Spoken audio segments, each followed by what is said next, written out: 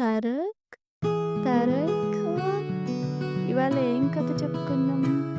ఓహ్! కాకి కథ. అనగనగా ఒక కాకి ఉండేది.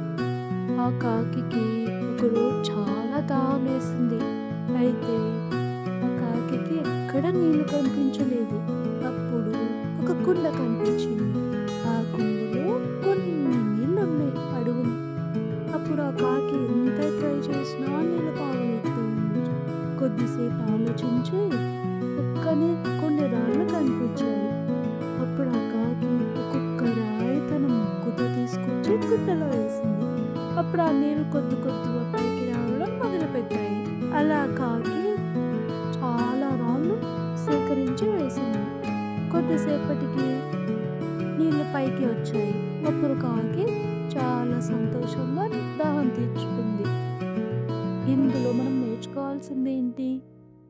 మనకి ఏదైనా కావాలన్న కోరిక ఉంటే మనం దాన్ని ఎలాగైనా సాధించవచ్చు. సరేనా?